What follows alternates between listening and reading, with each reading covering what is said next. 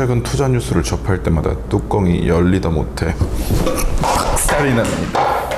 주식은 출렁이고 기름값은 연일 최고치, 이스라엘과 이란의 일촉즉발의 위기 상황. 2025년 6월 전 세계 금융시장이 또다시 거센 소용돌이에 휘말렸습니다. 거기에 저도 휘말렸고요. 그래서 오늘은 이스라엘과 이란의 충돌이 글로벌 자산시장 전체에 어떤 충격을 주었는지, 그리고 앞으로 어떻게 될지 이야기해 보겠습니다. 6월 중순 이스라엘이 이란의 핵시설을 공습했습니다. 국제 금융시장은 이에 즉각 반응했는데요. 먼저 주식시장은 전형적인 위험회피 흐름을 보였습니다. 미국을 포함한 글로벌 증시는 일제히 하락했고, 국내 코스피와 코스닥 역시 수일간의 상승세를 멈추고 급락세로 전환됐습니다. 성장주나 기술주, 소비재 같은 경기 민감 섹터는 충격이 더 컸고요. 반대로 방산주, 에너지주는 상승 흐름을 탔습니다. 전쟁 리스크에 대한 자연스러운 반응이죠. 채권 시장은 안전자산 선호 심리가 작동하면서 선진국 국채로 자금이 몰렸습니다. 미국 10년물 금리는 빠르게 하락했고, 일본, 독일 국채도 비슷한 흐름을 보였죠. 다만 전쟁이 장기화될 경우 재정 지출 증가 우려로 다시 금리가 반등할 수 있다는 전망도 조심스럽게 제기되고 있습니다. 통화 시장에서는 달러가 독보적인 강세를 보였는데요. 안전 통화로서의 달러 수요가 폭발하며 달러 인덱스가 급등했고, 원화는 물론 신흥국 통화 대부분이 약세를 면치 못했죠. 특히 원달러 환율은 1370원을 돌파하여 불안감이 조성되었습니다. 원자재 시장도 요동쳤습니다. 유가는 중동 공급 불안 우려로 하루 만에 10% 넘게 급등했고, 금값 역시 온스당 3,400달러를 향해 치솟았습니다. 전쟁 우려가 실물 자산에 대한 수요를 자극한 결과죠. 요약하면 이번 충돌은 단기적인 금융 불안정을 넘어 구조적 리스크로 이어질 가능성을 열어두게 했습니다.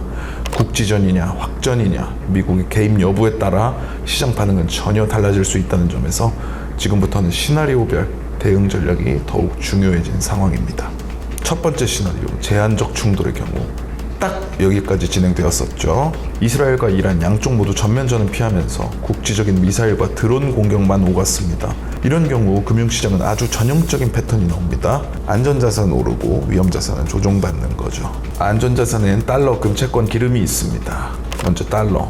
공습 소식 직후 달러는 5거래일 연속 강세를 보였는데요. 원달러 환율은 하루 만에 16원이 뛰어서 1371원까지 올랐습니다. 투자자들이 너도나도 달러로 도망갔다는 거죠.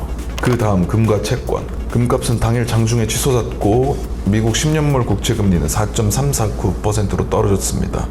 일본 10년물 금리는 1.407%, 30년물은 2.876%까지 내려갔어요. 금리가 떨어졌다는 건 채권값이 올랐다는 뜻이죠. 그리고 국제 유가, 브렌트유는 무려 13%나 급등해서 배럴당 78달러를 찍었고, WTI도 8% 넘게 뛰었습니다. 러시아 우크라이나 전쟁 초기 이후 가장 큰 폭의 상승이에요. 물론 아직 오일 쇼크급은 아닙니다. 이제 위험자산, 대표적으로 주식이죠. S&P 500, 나스닥 100 선물 모두 하루 만에 1% 이상 빠졌습니다. 유럽의 스톡 600, 한국 코스피까지 모두 하락했죠. 특히 기술주 같은 성장주들은 이란이랑 같이 미사일을 맞았습니다. 그 대신 올라간 건 에너지주, 방산주 같은 테마 종목들입니다. 다만 여기서 중요한 건 이 모든 반응이 단기적이라는 거예요. 왜냐면 아직 전면전까지 가진 않았고, 이란도 완전한 보복 대신 국지 대응 수준에 그쳤기 때문입니다. 중국도 조용했고, 미국도 공식적인 직접 개입은 하지 않았다고 언급했죠. 즉 위기가 올 수도 있다는 공포 때문에 일시적으로 자산이 움직였고, 시간이 지나면 진정될 수 있다는 해석이 가능한 구간입니다. 자, 두 번째 시나리오, 확전 국면. 다행히 여기까지 가진 않았지만 혹시 모를 나중을 위해 알아두도록 하죠. 이스라엘이 또다시 이란을 공습하고, 이란은 레바논, 시리아, 예멘까지 전선을 확대합니다.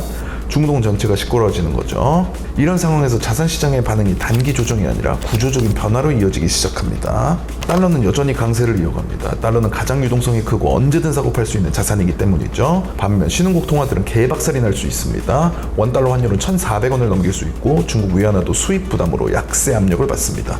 단순히 환율이 오르는 걸 넘어 외환 위기의 가능성도 있는 거죠. 유가는 배럴당 120달러, 심지어 130달러까지도 갈 수 있다는 전망이 나옵니다. 스태그플레이션을 부르는 오일 쇼크가 터질 수도 있죠.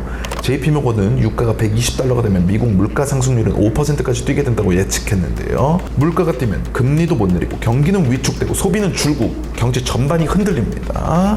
주식은 당연히 조정입니다. 근데 단기 반응이 아니라 전반적인 리밸런싱이 시작될 거예요. 기술주, 소비재, 항공, 운송주는 유가 급등과 금리 부담의 휘청입니다. 반면 에너지주, 방산주는 오릅니다.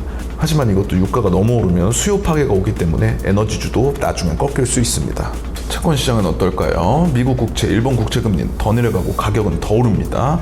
근데 이 안전자산도 완벽하지 않습니다. 물가가 계속 오르면 이것들도 안전하지 않거든요. 그러니까 명목 금리는 떨어져도 실질 금리는 안 떨어지는 희한한 상황이 되는 겁니다. 또 하나, 회사채와 신흥국 채권은 완전히 부정적인 흐름을 보일 것입니다. 특히 달러 채권은 가상금리가 오르면서 외채 조달 자체가 어려워질 수 있어요. 신흥국에겐 최악의 뉴스입니다. 동전 뉴스가 아니고요.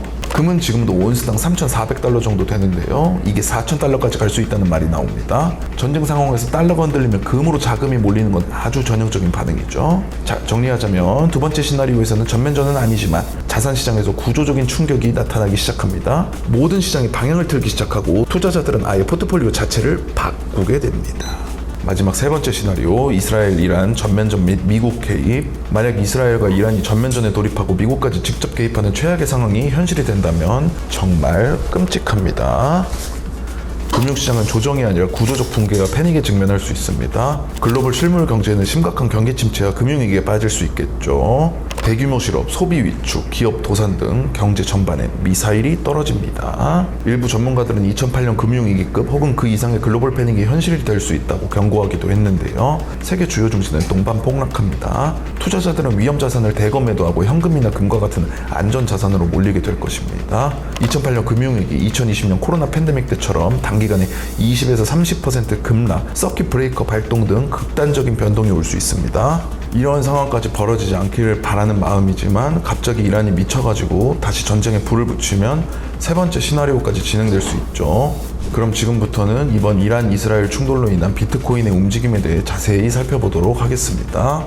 전통적인 안전자산인 금은 폭등하면서 온스당 3,440달러를 넘기며 사상 최고가를 기웃거렸습니다. 그런데 아이러니하게도 디지털 금이라고 불리던 비트코인은 오히려 하락했습니다. 공습 당일 비트코인은 단숨에 10만 3천 달러 아래로 떨어졌습니다. 일시적으로 3.6%가량 급락했죠. 이후 다시 10만 5천 달러대로 반등하긴 했지만 금과는 전혀 다른 흐름을 보인 셈입니다. 이 대조적인 흐름에는 몇 가지 이유가 있습니다. 첫째, 투자자 심리의 차이입니다. 금은 수천 년간 안전자산의 역할을 해왔고 시장의 위기가 닥치면 본능적으로 자금이 몰리는 자산입니다. 반면 비트코인은 아직 그런 신뢰를 쌓지 못했어요. 특히 지금처럼 지정학 리스크가 고조될 때는 기관과 보수적 투자자들이 비트코인을 우선적으로 회피하는 경향이 강합니다. 실제로 이란 공습 이후 24시간 동안 약 10억 달러 규모의 롱 포지션이 청산됐습니다. 대규모 포지션 청산이 가격 낙폭을 키웠던 거죠. 둘째, 비트코인은 금보다 기술주와 더 비슷한 움직임을 보이는 자산입니다. 타이거 리서치 수석 연구원은 비트코인은 종종 안전자산으로 간주되지만 실제로는 기술주와 상관관계가 더 높다고 말하기도 했는데요. 그래서 위기 상황이 터지면 금은 오르고 비트코인은 오히려 기술주처럼 떨어지는 모습을 보이곤 합니다. 셋째, 비트코인 투자자의 특성입니다. 비트코인 투자자들은 상대적으로 젊고 레버리지를 많이 활용하는 경향이 있습니다. 이런 구조에서는 위기 시 빠른 손절과 청산이 이어지기 때문에 하락폭이 급격해지죠. 알트코인 쪽에서는 이런 현상이 더 두드러졌습니다. 이더리움은 4.3%, 도지코인은 3.8%, 리플은 1.3% 가까이 하락하며 비트코인보다 더 크게 밀렸습니다. 그렇다면 비트코인은 정말 안전자산이 아닌 걸까요? 꼭 그렇지만은 않습니다. 시장에는 반대의 시각도 있습니다. 갤럭시 디지털 CEO는 CNBC 인터뷰에서 비트코인은 점점 제도화되는 거시 자산이 되고 있다며 블랙록 같은 대형 기관들이 적극적으로 매수에 나서고 있다고 강조했죠. 그는 비트코인의 미래가 장기적으로 금을 대체할 수 있을 거라고 말했습니다. 또한 시장에서는 이번 충돌이 단기적 충격에 그친다면 비트코인은 빠르게 회복하거나 오히려 통화 시스템 대안으로 기대되는 반응도 있습니다. 트럼프 행정부가 무역 관세 압박을 강화하고 있는 가운데 전통 금융 시스템에 대한 불신이 높아진다면 그 반작용으로 비트코인이 다시 주목받을 수 있다는 것이죠. 물론 아직 제약이 많습니다. 전통 금융시장 대비 유동성이 작고 규제 이슈가 여전히 남아있다는 것도 사실입니다. 그러나 디지털 금이라는 타이틀은 점점 실체를 갖추고 있는 중이며 특히 세대 교체와 제도권 유입이 동시에 진행된다면 비트코인의 입지는 더욱 단단해질 가능성이 있습니다. 결론은 이번 이란 이스라엘 충돌은 비트코인에게 시험대였습니다. 금은 즉각적인 피난처로서의 역할을 증명했고 비트코인은 그보다 덜 안전하지만 점점 단단해지는 자산으로서의 면모를 보여줬다고 볼 수 있습니다. 자, 오늘 이야기 어떻게 들으셨나요? 이번 주 중동발 위기, 우리나라와는 상관없는 국제 뉴스라고 넘기기엔 시장에 미치는 영향이 너무 깊고 넓습니다.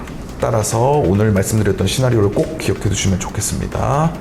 1단계 국지전 수준의 충돌에서는 단기적인 안전자산 선호 흐름이 나옵니다. 2단계 중동 지역으로 확산되어 신흥국 통화와 증시가 흔들리고 유가가 치솟고 안전자산은 더 오르게 됩니다. 3단계 전면전 플러스 미국 개입 상황은 시장 전체가 셧다운되는 패닉이죠. 그래서 오늘 결론, 시장은 한 방향으로 움직이지 않아요. 전쟁도 마찬가지입니다. 국면마다 단계마다 반응이 다릅니다. 그래서 뉴스 하나하나를 그냥 넘기지 말고 이건 지금 어떤 시나리오의 전조인가를 먼저 생각해야 합니다. 오늘의 뉴스가 시장에서 중심을 잃지 않는데 작은 나침반이 되었길 바랍니다. 감사합니다.